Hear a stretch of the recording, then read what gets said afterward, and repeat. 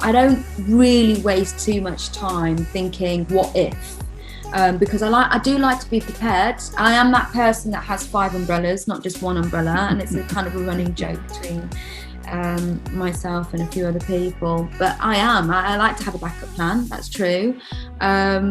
But at the same time, again, I like that unorthodox approach, and I like to still make spontaneous decisions because we're at that stage where we can, and I think it's important for a business and a brand to do that, where it's not too organised and orchestrated. So I think in life everything's kind of planned, and I think it's kind of nice to go off piste a bit. Amos Madra. Samanah Duran, a very warm welcome to you. Forbes 30 under 30 honoree, TV personality, media personality. You're doing all sorts of stuff. Obviously, very successful business woman. So tell us, for the very few who don't know, who you are. Thank you very much for inviting me on the show. My name's Samanah Duran. Most of you would know me as the Forbes 30 under 30. I started off with a retail company that I'd sold, and then off the back of that I launched my digital media startup, which is now we've kind of digitalized, revolutionized, changed everything, become innovative as you do during COVID times, and it's now an advertising and media company called Be Your Own, which focuses primarily on women in business and female entrepreneurs. We have since diversified, of course, and we like to shed light on the fabulous guys out there also on a mission to take over the world. But I'm looking forward to sharing more with you as we go on through the show. So thank you once again. Fantastic. Wow. So was business something that you always knew you'd venture into, or was it something that's later on in maybe in your education, whilst you were at school, you thought, let's get into this? Or how did it all start in terms of the business? I don't think anyone really sits back and thinks, oh goodness, I really want to be an entrepreneur, because that's the word that people throw around, isn't it? But I always knew that I wanted to work for myself. I knew that I couldn't take direction from anybody else. And I'd started off, actually, when I was younger, I had a bit of an entrepreneurial streak, which was very much encouraged by my grandma and granddad and my father. I started a car cleaning company, a small business around the back of my dad's pub when I'd moved to Kent. And I think I was charging like £9, I think it was, for an inside and outside valet, which was seemingly very good at the time.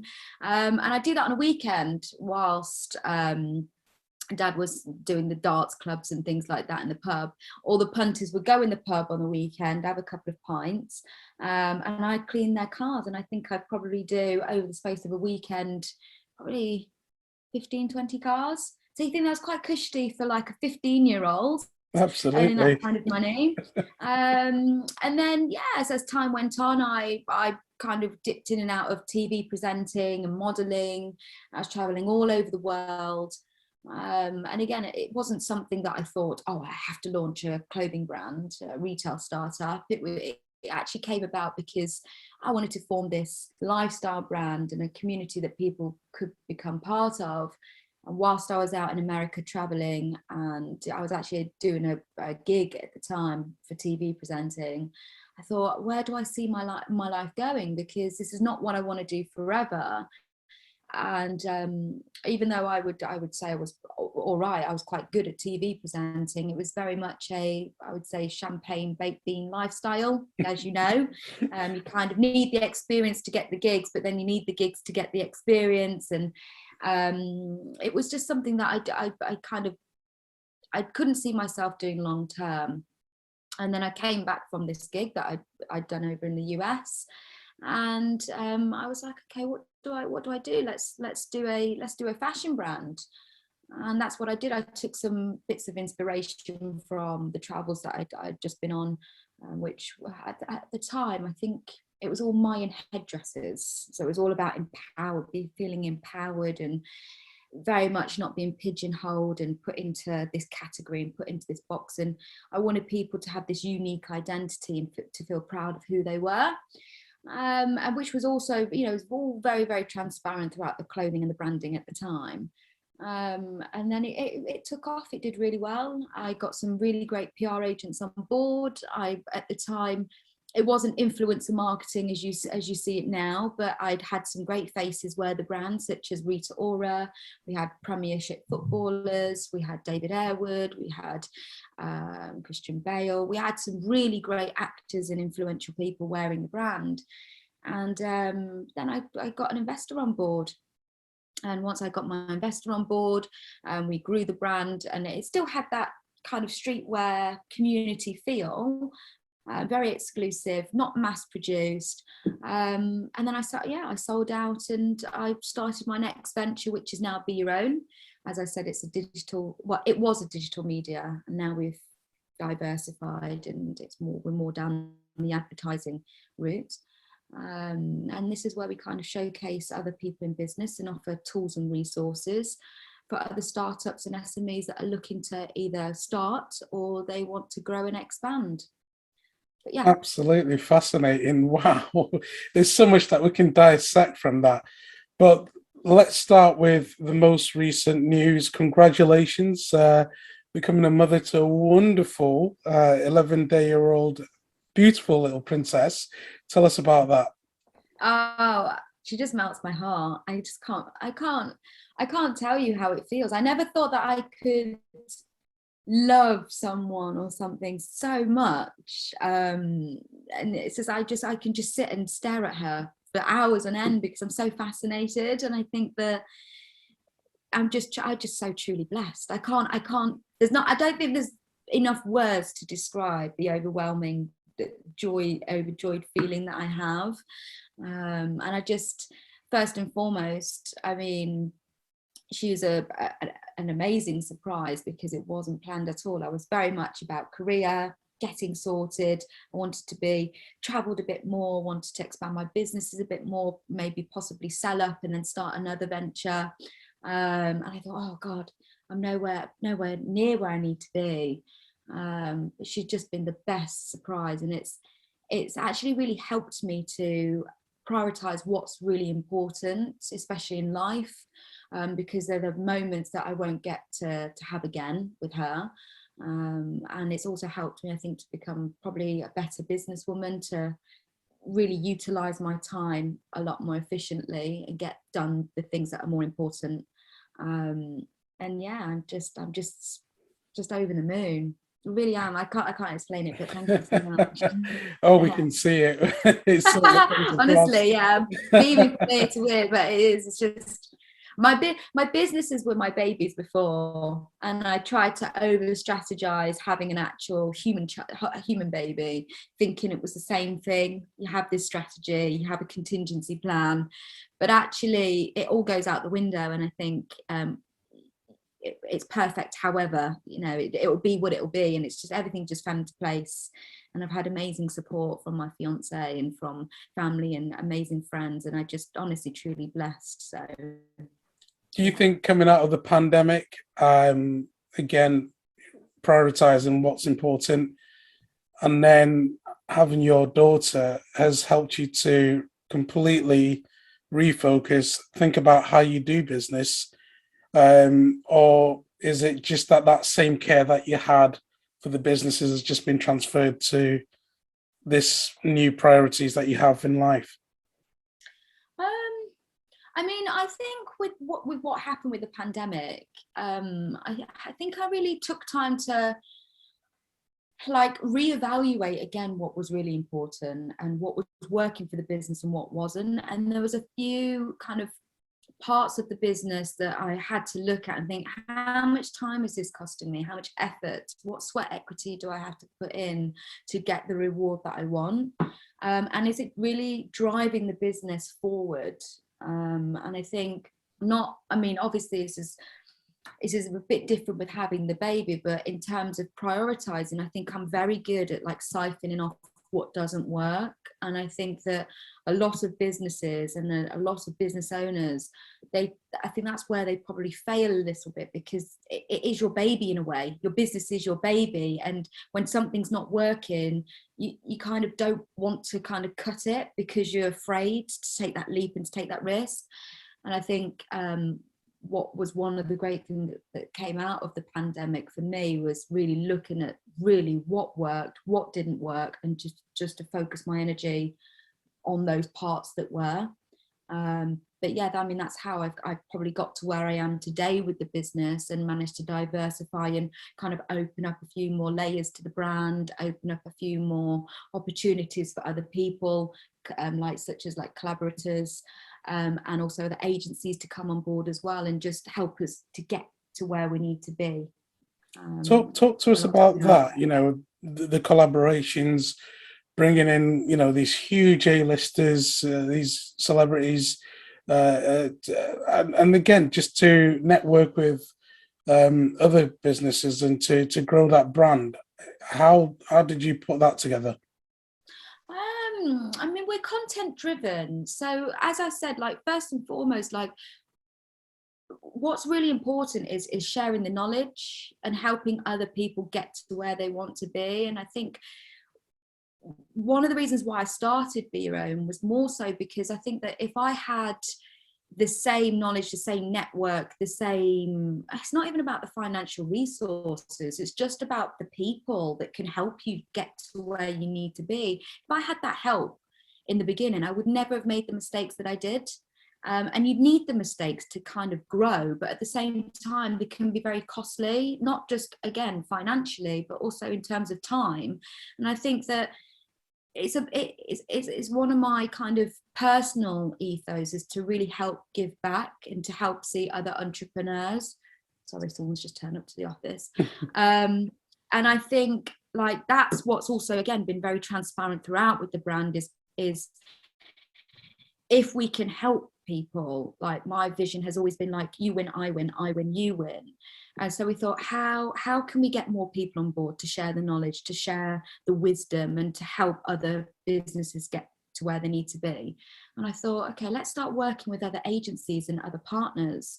And that's essentially what we did. We started opening up and saying, okay, not only do we interview and profile inspirational leaders and inspirational entrepreneurs that can share the knowledge, but let's look at other avenues like agencies. So now we've teamed up with, say, Asda Money and Metal and NatWest, and we do talks at London School of Economics, and we've took on lots more partners that also cover different areas and avenues in businesses, such as marketing or financial health, which is very important as a startup, and then we've kind of managed to separate it and put it into these different sections where if you're a startup, then you can get the startup help that you need.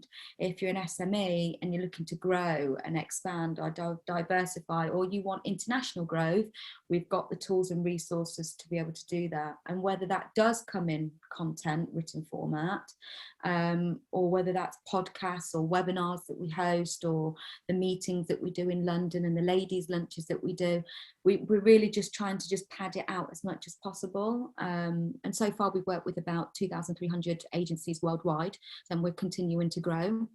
And yeah, I mean, that's where we are today. And I mean, we're still looking to grow even more so, and I'm still looking to look at different avenues in terms of where the possibilities lie and the opportunities lie for us to grow.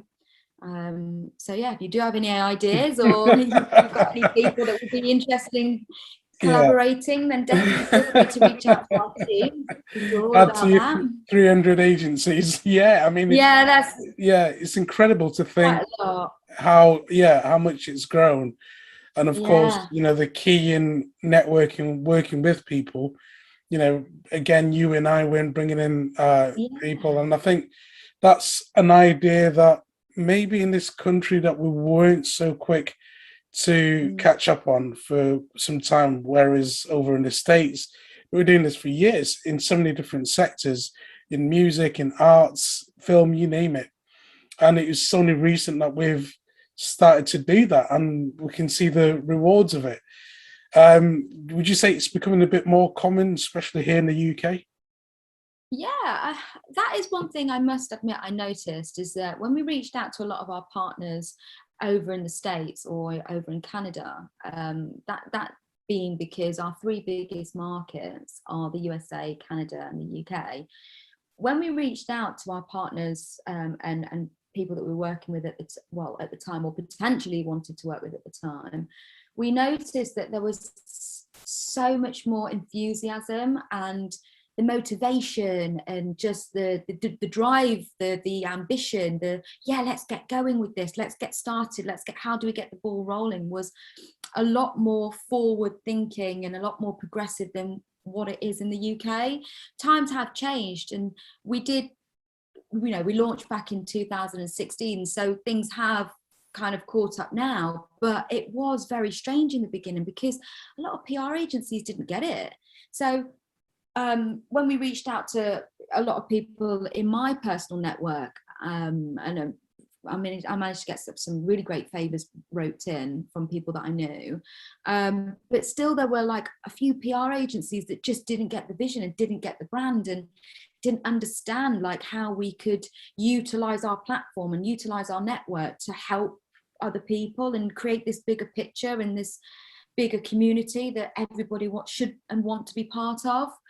And that, again, for me, I could never get my head around, because for me, it's that scaremongering tactic where people think, by giving to someone is taken away from themselves. And I think, well, hold on a second. It doesn't really work like that, does it? I think that, again, you win, I win, you win, and we kind of collectively bring each other up together. And I think that if not now, but later down the line, there's going to be ways that I could help you or you could help me. I mean, it's just the way that the world's turning, and I think it's really important to try and just support each other as much as possible.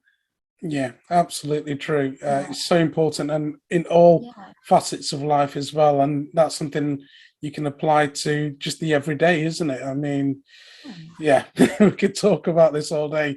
Now, the 30 under 30, talk to us about that.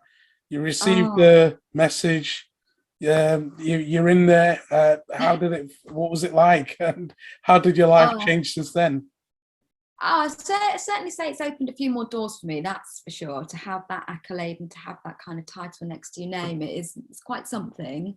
And I think a lot of the time, like PR agencies that we work with, they want to put me forward for other nominations and to submit for other awards. And I think when you kind of get the Forbes 30 under 30, it's not really a lot else like to go further than that. And I'm happy with that. And I certainly don't want to spend my life kind of chasing these awards and wanting to be recognised and get a pat on the back, because there really is so much more work for me to be doing. And like, the line doesn't finish here for me. There's more to be doing, and I'm not really one to be resting on my laurels and sitting back and thinking, okay, the job here is done. It's like, actually, no, where else do I see myself going, and what else can we do to further the knowledge and to help other businesses as much as possible.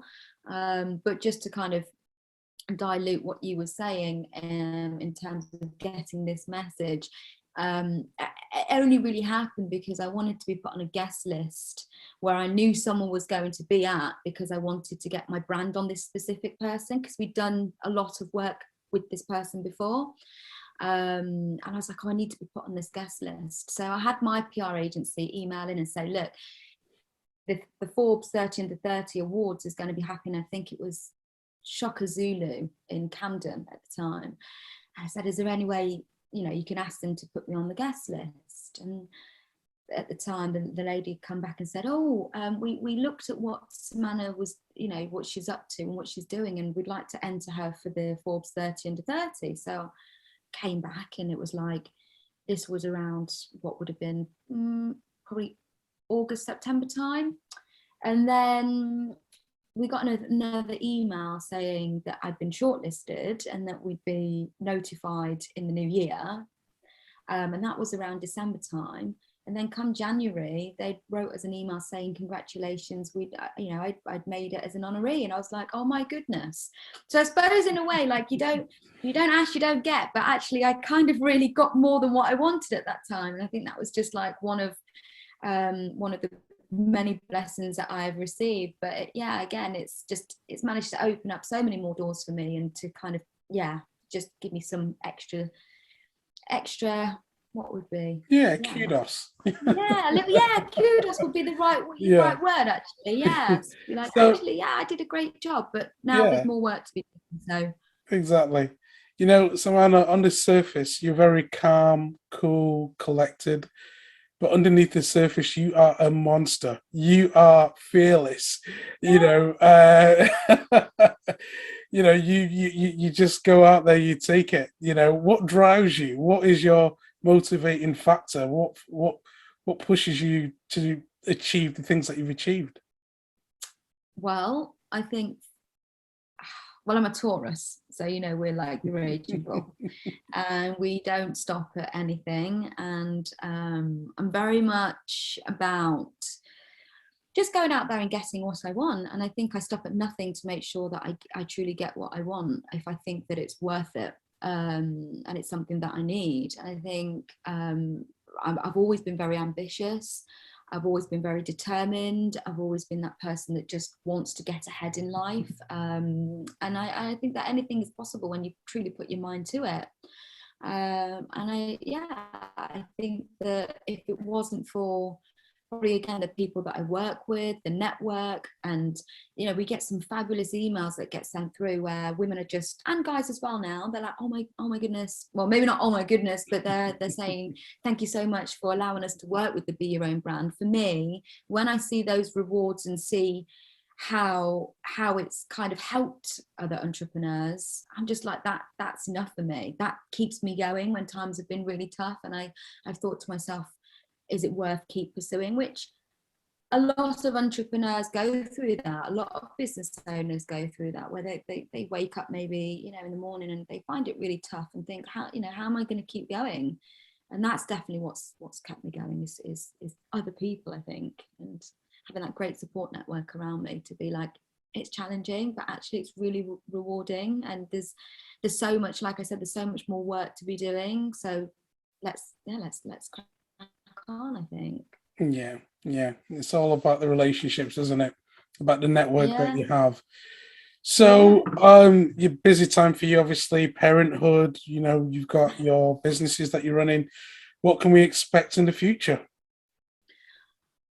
I really don't.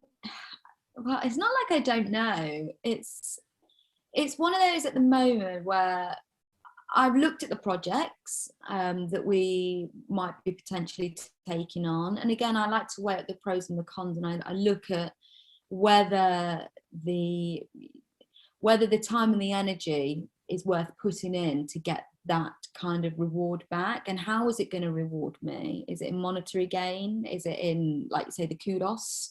What's it going to do? And I think it's all but built on emotion, on how things make me feel. And if I feel like it's right and I feel like it's good to go for it, then I still have that very unorthodox approach that I had in my first startup, where it's like, okay, we'll go for it. But if I don't feel like it's right and the energy and the timing's off, then it might take another couple of months, or it might take half a year, but I'll see how it goes. I mean, yes, there is more to be doing, but I think it's important to focus my energy on the right things, as opposed to kind of looking at everything we've got going on and taking up on the opportunities that probably wouldn't reward me in the ways that I'd want to. So I don't know what it could be. It could be another podcast, which I'm looking at in the summer.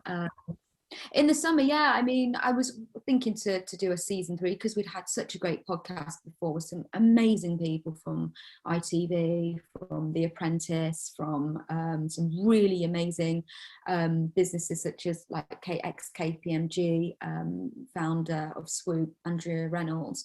She came on board, and just to have those people again part of our network, though, that's where we want to continue going. So we want to keep the bar held very high, and so we'll see. I can't promise you anything at this moment, but just stay tuned. We certainly will. It seems that you're very instinctive. You're very self-aware. You're very conscious about everything that's going on around you. Is that something that you do purposely? Do you think about, that self-awareness, that understanding of what it is that you need to do? Is it the right season? Is it the right thing for you to do? And so on. Is that something that you spend a lot of time to think about? No, I don't think it is. I think that if I feel it in my gut and I think it's right, I think there's no time better than the present, which is why I take the ball and run with it at the time. If I think that is the right way to be going, I don't really waste too much time thinking what if. Because I do like to be prepared. I am that person that has 5 umbrellas, not just one umbrella, and it's a kind of a running joke between myself and a few other people. But I like to have a backup plan. That's true. But at the same time, again, I like that unorthodox approach, and I like to still make spontaneous decisions because we're at that stage where we can, and I think it's important for a business and a brand to do that, where it's not too organized and orchestrated. So I think in life everything's kind of planned, and I think it's kind of nice to go off piste a bit and then kind of shape things up and see how things work out. And if they don't work out, then they don't work out. But like I said, if you've got a backup plan and you've got a contingency plan, then you're sorted, aren't you? Great philosophy. Me as a person, I'm like that. I think I work on synergy and I work on timing, and I look at things, and if it works, it works, and if it doesn't, it doesn't. Yeah, shoot from the hip, go for it, do it, jump in. If it doesn't work, quickly it doesn't work. Move on. At least exactly. As long as you haven't wasted any time, you've learned something. Exactly. As long as you can say you've given 150%, then that's all that matters. Because you can never come away thinking, oh, if only I'd put a bit more effort in. As long as you give it your all, that's all that's going to count.